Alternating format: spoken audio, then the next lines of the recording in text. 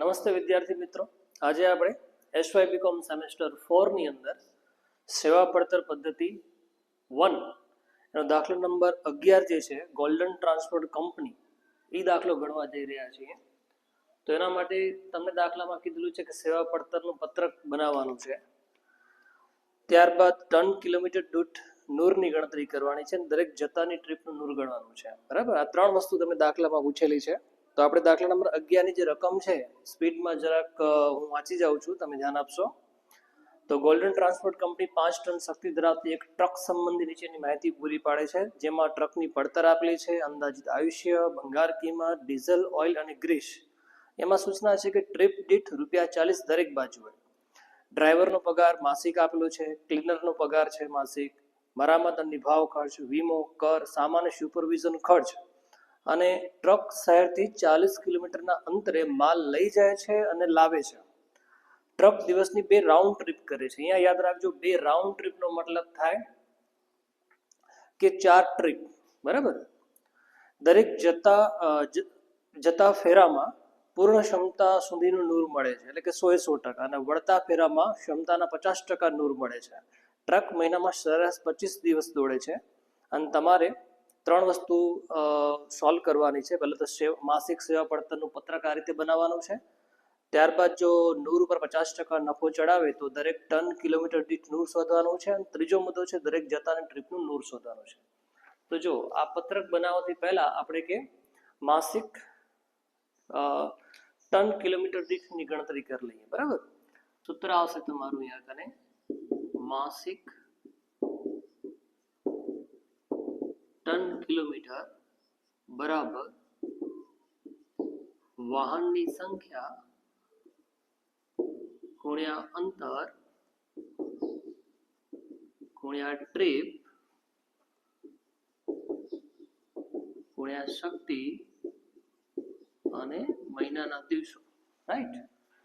તો દાખલામાં તમને જતી વખતે પૂર્ણ ક્ષમતા કીધેલું છે અને વળતા ફેરામાં તમને ક્ષમતાના 50% નૂર મળે એવી વાત કરેલી છે. બરાબર, તો આપણે અહીંયા આગળ જતા અને આવતા, સૌથી પહેલા આપણે જતાની વાત કરીએ, એટલે કે માસિક ટન કિલોમીટર છે, જતી વખતે કેટલા મળશે અને વળતી વખતે કેટલા મળશે.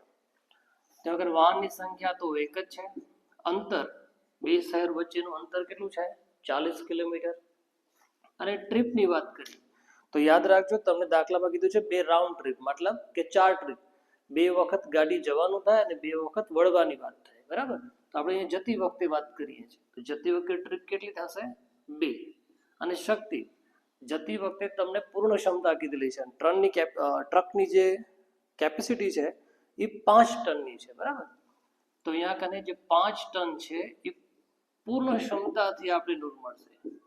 ત્યારબાદ છે એના દિવસો 25. તો આ રીતે ગુણાકાર કરશો તમે, 1 ગુણ્યા 40 ગુણ્યા 2 અને 5 ના 100% એટલે 5 જ થશે, અને ગુણ્યા 25, તો આ દરેકનો ગુણાકાર થઈ જશે 10,000. મતલબ કે ટ્રક જે છે એને જતી વખતે માસિક ટન કિલોમીટર થશે 10,000. ત્યારબાદ વાત કરી લઈએ આપણે વળતા. તો ટ્રક ની સંખ્યા એક જ લઈશું આપણે, અંતર 2 શહેરો વચ્ચેનું 40 અને વળતા વખતે પણ 2 ટ્રીપ થશે, ગુણ્યા વળતી વખતે આપણે જે 5 ટનની જે કેપેસિટી છે ટ્રકની, એના આપણે 50% નૂર મળે છે, ત્યાં લખી લઈશું આપણે 50% અને ગુણ્યા મહિનાના દિવસો છે 25. તો જો 5 ટન જે છે ને 50% એટલે 2.5 ટન થશે અહીંયા કરે. રાઈટ, એટલે પહેલા કરતા અડધા થઈ જશે. તો આ દરેકની જે ગુણાકાર છે એ થઈ જશે 5000. અને સરવાળો કરી લેશો તો તમને કુલ માસિક ટન કિલોમીટર એ 15,000 થઈ જશે. બરાબર, એટલે દાખલામાં આ શોધવું પહેલા જરૂરી છે.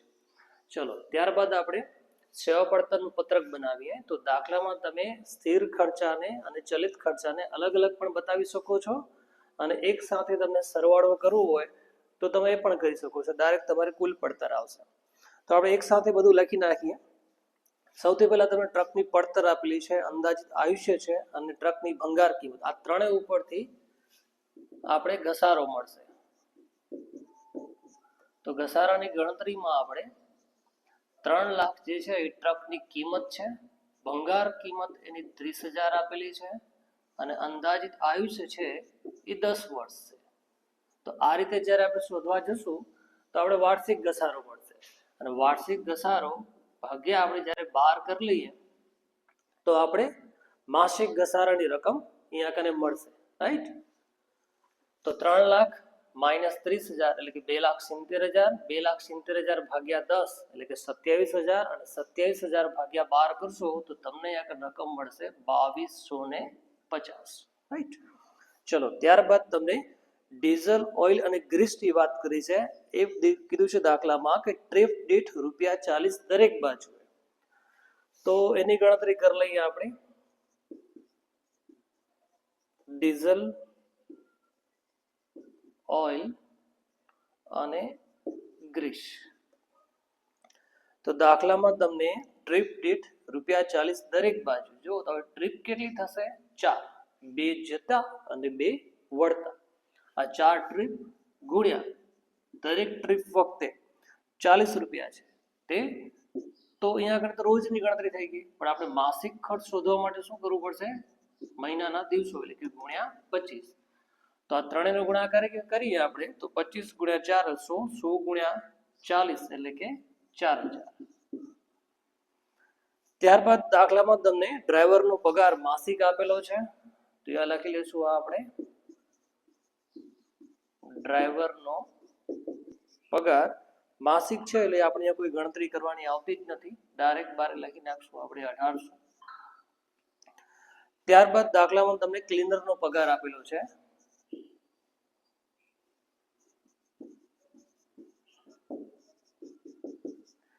ક્લીનરનો પગાર એ પણ તમને માસિક આપેલો છે એટલે એ પણ ડાયરેક્ટ કોઈ ગણતરી કરવાની આવતી નથી, 1200 છે. ત્યારબાદ મરામત અને નિભાવ ખર્ચ લખી નાખશું આપણે મરામત અને નિભાવ ખર્ચ. દાખલામાં એની રકમ તમને વાર્ષિક આપેલી છે, વાર્ષિક 15,000 છે. આપણે તો માસિક ગણતરી કરી રહ્યા છીએ એટલે કે શું કરશું આપણે ભાગ્યા 12. તો 15,000 ભાગ્યા 12 તો આ રકમ આવશે તમારી 1,250. ત્યારબાદ છે વીમો, ત્યાં લખી લઈશું આપણે વીમો. વીમો જે છે તમને દાખલામાં કીધેલું છે કે ટ્રકની કિંમત ઉપર વાર્ષિક 4.8% લેખે. તો ટ્રકની જે કિંમત છે એ છે 3 લાખ, એના ગુણ્યા 4.8% વાર્ષિક આપેલા છે, રાઈટ. તો 3 લાખ ગુણ્યા 4.8% એટલે થઈ જશે તમારા 14,400 અને ભાગ્યા જ્યારે તમે 12 કરશો તો માસિક તમારો જે વીમો છે એની રકમ આવશે 1,200. ત્યારબાદ તમને કરવેરા આપેલું છે અને કરવેરા કીધું છે વાર્ષિક 7200. તો 7200 ભાગ્યા એને પણ 12 કરી લઈએ આપણે તો 12×6 = 72 એટલે કે કરવેરાની જે રકમ છે એ આવશે 600. ત્યારબાદ આવેલું છે સામાન્ય સુપરવિઝન ખર્ચ. તો સામાન્ય સુપરવિઝન ખર્ચ દાખલામાં છે વાર્ષિક 14,400. તો 14,400 વાર્ષિક આપેલા છે, ભાગ્યા 12 કરશો તો એ પણ રકમ તમને મળશે 1,200. 14,400 ભાગ્યા 12. એના સિવાય દાખલામાં તમને કોઈ ખર્ચ આપેલા નથી. તો ઘસારો 2,250, ડીઝલ ઓઇલ ગ્રીસ 4,000, ડ્રાઈવરનો પગાર 1,800, ક્લીનરનો પગાર 1,200 આવ્યો, મરામત નિભાવ ખર્ચ 1,250, વીમાની રકમ 1,200, કરવેરા જે છે એ 600 અને સામાન્ય સુપરવિઝન ખર્ચ જે છે એ 1,200. ત્યારબાદ આનો સરવાળો કરી લઈએ આપણે તો આનો જે માસિક ખર્ચ જે છે એ તમારા આવશે 13,500. તો આ રીતે આપણે જે બસ છે ટ્રક છે એની આપણે માસિક પડતર એટલે કે ખર્ચ પણ કહી શકો છો એ આપણે શોધી લીધી, બરાબર. તો માસિક ખર્ચ કયો કે માસિક પડતર કયો. ત્યારબાદ આપણે દાખલામાં તમને ટન કિલોમીટર દીઠ પડતર શોધવાની છે, એટલા માટે આપણે દાખલામાં માસિક ટન કિલોમીટરની ગણતરી પહેલાથી જ કરી લીધી હતી, બરાબર. તો અહીંયા લખશું આપણે માસિક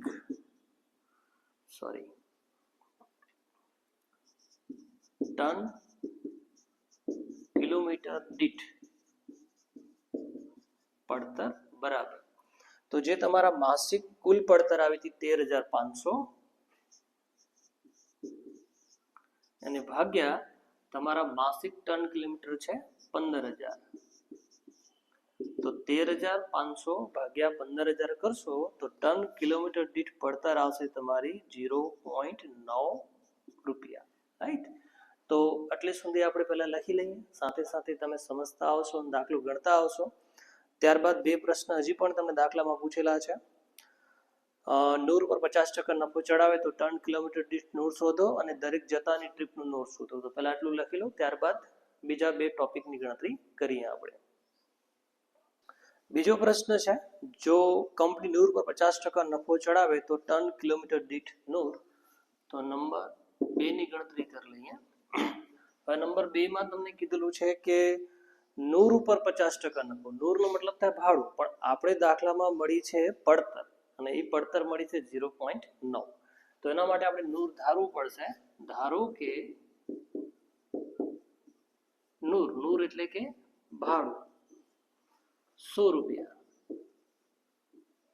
હવે નૂર ઉપર તમને કીધેલું છે 50% નફો, તો એનામાંથી આપણે નફો જે છે 50% બાદ કરી લઈએ. 100 ના 50% એટલે 50, બાદ કર્યા પછી પણ 50. તો આ તમારી થશે પડતર. હવે પદ મૂકી દો કે પડતર 50 રૂપિયા હોય તો નૂર એટલે કે ભાડું એ છે 100. પડતર 50 તો નૂર કેટલી છે 100. જો પડતર તમારી 0.9 હોય, જે અગાઉ આપણે સૂત્ર દ્વારા મળી હતી, તો ભાડું એટલે કે નૂર કેટલું થશે. રાઈટ. ફરી કહી દઉં તમને, પડતર 50 હોય તો નૂર 100 રૂપિયા. જો પડતર 0.9 હોય તો નૂર કેટલું, એટલે કે 0.9 ગુણ્યા 100 ભાગ્યા 50. તો આ થઈ જશે 1.8 રૂપિયા. રાઈટ. તો તમને અહીંયા કને ટન કિલોમીટર દીઠ નૂર, ટન કિલોમીટર દીઠ નૂર કેટલું મળશે 1.8 રૂપિયા. રાઈટ. આ વસ્તુ યાદ રાખજો. ત્યારબાદ નંબર 3 માં કીધું છે દરેક જતાની ટ્રીપનું નૂર. તો થર્ડ નંબર શોધી લઈએ આપણે, દરેક જતાની ટ્રીપનું નૂર. તો દરેક જતાની ટ્રીપનું નૂર બરાબર. હવે દાખલામાં તમને દરેક જતાની ટ્રીપનું જે નૂર પૂછ્યું છે, બરાબર, તો એનામાં વસ્તુ યાદ રાખજો. નૂર એટલે કે તમને મળ્યા છે 1.8. તો અહીંયા લખી લઈશું આપણે 1.8. ક્લિયર. ત્યારબાદ કિલોમીટર થાય છે જવાના 40 કિલોમીટર, તો અહીંયા કરી લઈશું ગુણ્યા 40. ઠીક છે. અને ત્યારબાદ 5 ટન. ટન એટલા 5 ટન એટલા માટે કે તમને જતી વખતની વાત કરી છે, દરેક જતાની. તો જતી વખતે 5 ટન એની કેપેસિટી છે, ક્ષમતા એની 5 ટનની છે. તો અહીંયા કને 1.8 જે આપણે નૂર મળ્યા હતા તે 40 એટલે કે 40 કિલોમીટર અને 5 ટન. તો 5 ગુણ્યા 40 એટલે કે 200, 200 ગુણ્યા 1.8 એટલે કે 18, 3600 પોઈન્ટ છે એટલે કે 360. તો અહીંયા કને દરેક જતાની ટ્રીપનું નૂર મળશે તમને 360. આશા છે કે તમે દાખલો સરસ રીતે સમજી ગયા હશો. 11મો દાખલો ગણો. ત્યારબાદ આવા જ આઈએમપી દાખલાઓ આપણે યુટ્યુબ ઉપર મૂકતા રહીશું. આશા છે તમે ધ્યાનથી દાખલાને સમજશો અને સાથે સાથે મારી ગણતા રહેશો. જય હિન્દ.